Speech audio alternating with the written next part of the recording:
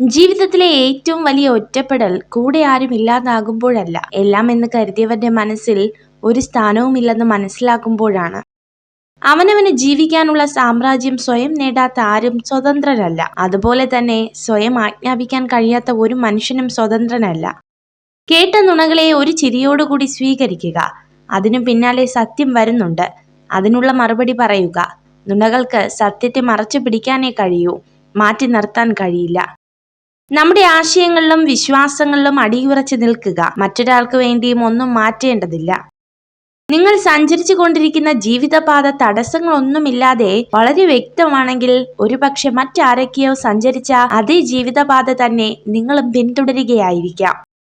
വാസ്തവത്തിൽ അസാധ്യമെന്ന ഒരു കാര്യവും ഇതുവരെ ലോകത്തുണ്ടായിട്ടില്ല എന്നുള്ളതാണ് പരമാർത്ഥം. അഥവാ എന്തെങ്കിലും അസാധ്യമായിരുന്നുവെങ്കിൽ ഈ ലോകത്തൊന്നും തന്നെ സംഭവിക്കില്ലായിരുന്നു.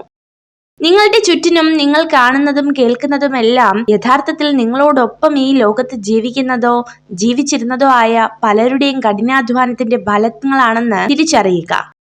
നിങ്ങളിൽ കുറച്ച് കാര്യങ്ങൾ പൂർത്തീകരിക്കുന്നവർ കുറച്ച് ത്യാഗങ്ങൾ സഹിക്കണം. കൂടുതലായി നേടുന്നവർ കൂടുതലായി ത്യജിക്കേണ്ടി വരും. ഉയരങ്ങൾ കൈവരിക്കുന്നവർ വളരെയധികം ത്യജിക്കണം. സന്തോഷത്തിൽ നിന്നും ദുഃഖത്തിലേക്കും ദുഃഖത്തിൽ നിന്ന് സന്തോഷത്തിലേക്കും ഒരുപാട് ദൂരമില്ല. എന്തെങ്കിലും പ്രശ്നങ്ങളും വിഷമങ്ങളും ഉണ്ടാകുമ്പോൾ എല്ലാം തകർന്നു എന്ന ചിന്തയിൽ നിരാശപ്പെടരുത്. നഷ്ടങ്ങളിലേക്കല്ല, ഇഷ്ടങ്ങളിലേക്കാണ് നാം നമ്മെ നയിക്കേണ്ടത്. തന്റെ ലക്ഷ്യം തീരുമാനിക്കാൻ കഴിയാത്ത ഒരാൾക്ക് വിജയിക്കാൻ കഴിയില്ല. യുവത്വത്തിന്റെ വീക്ഷണകോണിൽ ജീവിതം ഒരു അനന്തമായ ഭാവിയാണ്. എന്നാൽ വാർദ്ധക്യത്തിന്റെ വീക്ഷണകോണിൽ അത് വളരെ ചെറിയൊരു ഭൂതകാലമാണ്. എത്രമാത്രം അടുത്ത ബന്ധമോ സൗഹൃദമോ ആവട്ടെ, പരിധിയിൽ കൂടുതൽ ആരെയും ആശ്രയിക്കാതിരിക്കുക.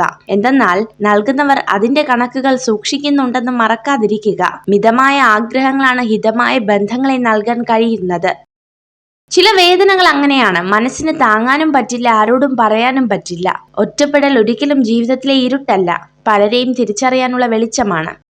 ഒരു പെണ്ണിനു വേണ്ടി ഒരാൾ കരഞ്ഞാൽ അതിനർത്ഥം അയാൾ അവളെ മോഹിക്കുന്നു എന്നതാണ്.